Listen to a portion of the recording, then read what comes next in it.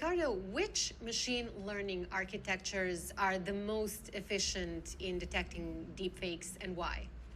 Look, I think we use transformer models and deep learning to be able to create all the computer vision technology and machine learning models that we build. And as you know, AI is advancing at a very fast pace. We're now building multimodal systems, based on the revolution that was started with LLMs. And what we're seeing is that AI is by far surpassing the performance of humans, and particularly when it comes to our business, which is protecting companies, protecting societies, and make sure that we can fight fraud efficiently. It's really how you create AI to protect against AI threats. Now, in which ways do these architectures evolve, considering that deepfakes become more sophisticated every day? Yes. In our industry, when we're verifying identity, most of our competitors, since we started, really what they did is use technology to capture documents or faces, and then in the back, there were humans trying to, see if they were fraud or not fraud. And when we started the company, we felt, no, we think it's AI who is going to be the technology to win. It cannot be humans. And for a while, that was half true. There were things where AI was better. There were things where humans were better. But about a year and a half ago, every model that we built is by far better than humans, and particularly with deepfakes that are attacking every part of society, from financial services, e-commerce, potentially even elections. That's where it becomes really critical to have AI that can go and fight the other AI, because humans cannot detect those deepfakes. And how did development of this type of AI go in your experience through the work of your company? Well, first of all, and that's one of the reasons why we're opening a new office in Belgrade, is we have wonderful engineers. We have, since the very beginning, my co-founder, Jovan Jovanovic, Serbian from Belgrade, we built an amazing team in conjunction as well with Alec Golunov, our head of machine learning and AI, Russian, who's now living in Belgrade. So the first thing is we build great engineers, a great engineering team here in Belgrade. But the second thing is you need a lot of data, right? As you're seeing with LLMs being trained with all the internet around the world, what we do is we operate in some of the places with the most fraud, like, for example, Brazil, Mexico, Kenya, Nigeria. Those are places where there's so much fraud that we see fraud first there in a lot of volume, and then we use the data to be able to train the models and not only do very well in those regions, but of course in Europe and the US, be by far the best technology. Now, how much do the deepfakes cost companies, and which sectors are hardest hit? Look, deepfakes are costing millions of dollars. You have examples like, for example, the two biggest groups of hotels in Las Vegas.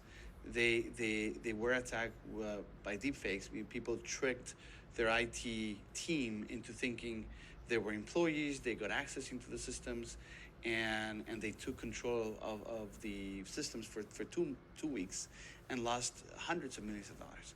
So, but that's just starting. It's gonna cost billions of dollars, because if with a deepfake you can be the CEO or the CFO, and potentially you can trick the company to do that, imagine how big of a reputational problem it can be that a public company could have all their information or their customers' information exposed. So deepfakes are going to challenge every interaction that's not in person in financial services, which is a big one, in potentially national security, all the way to e-commerce and other types of industries. And what are the most sought for profiles when it comes to detecting deepfakes? Profiles of engineers? Yes. We want people who are really good in mathematics. And what we saw here in Belgrade is there's a great education system. And particularly in mathematics and just in IT, there's wonderful, extremely hardworking, talented people who not just are very good on the hard skills, but also on the soft skills. They know how to collaborate. And the reason why that is important is because You need people working together who are crazy smart to build these type of technologies.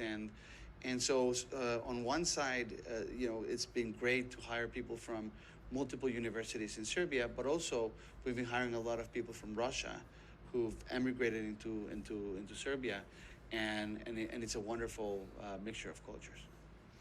Is there anything else that makes Serbia an ideal location for developing companies like these? Yes, there's one thing that beyond all those great skills and great people, which is grit and determination.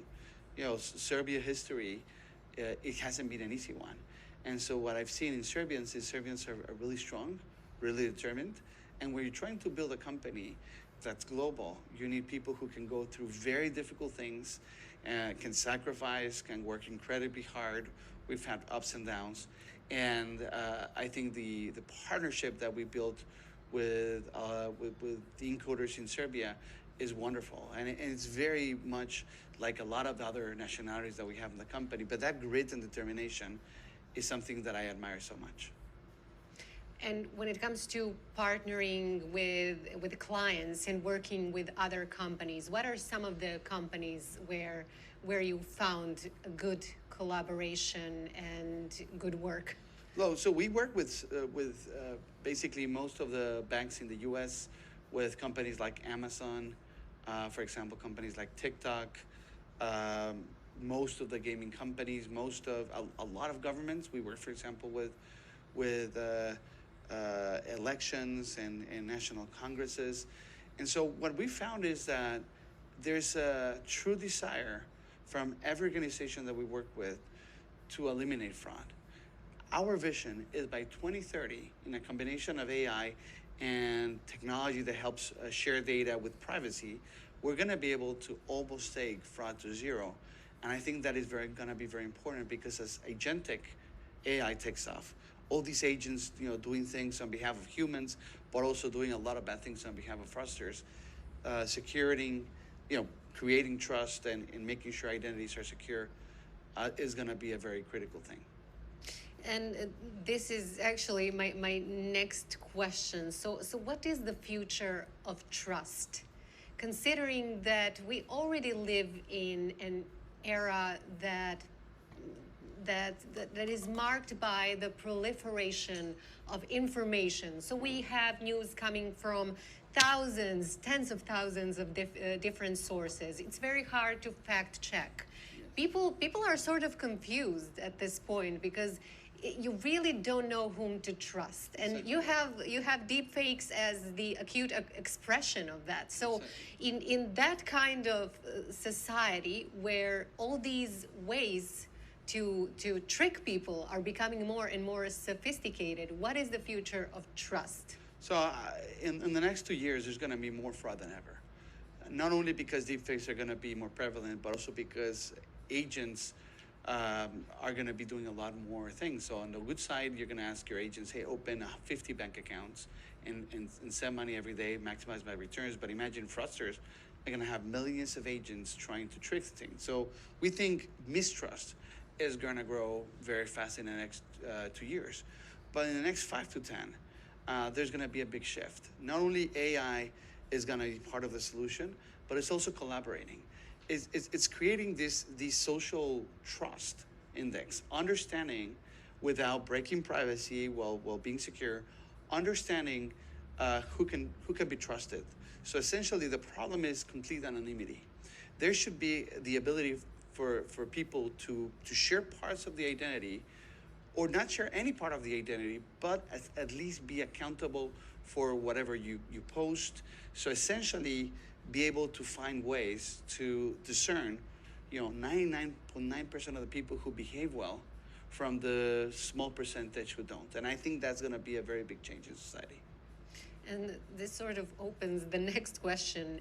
As unethical deepfakes are, fighting them also poses some moral questions. So how far can one go before deepfake detection and confirmation becomes as bad as the thing you're seeking to destroy?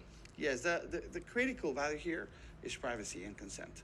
we don't do anything that's not privacy first. And so right now there are technologies that allow us, for example, to build a network between governments and between companies, where with the user's consent, uh, we can actually understand the behavior of people. So, for example, if someone, we have a fraudster who's doing bad things in bank A and then he's doing again in bank B, if that same person goes, even if they present the real identity to bank C, the way that person is going to have access reduced is going to be pretty significant.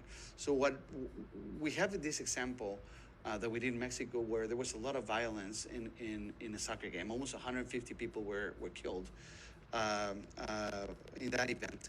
They hired us to create a system where we verify people's identity, and the important thing is every time you go to the stadium, we can identify you, right, with consent. So if you misbehave, you can never ever go back to any stadium in the country to see any match. And you know how many violent events we've had? Zero. And so I think that's the future of society, where we have these very consent-based trust scores that will create incentives for people to behave. The same way you behave in car sharing or Airbnb, for example, is a customer of ours that you get rated and you have a score.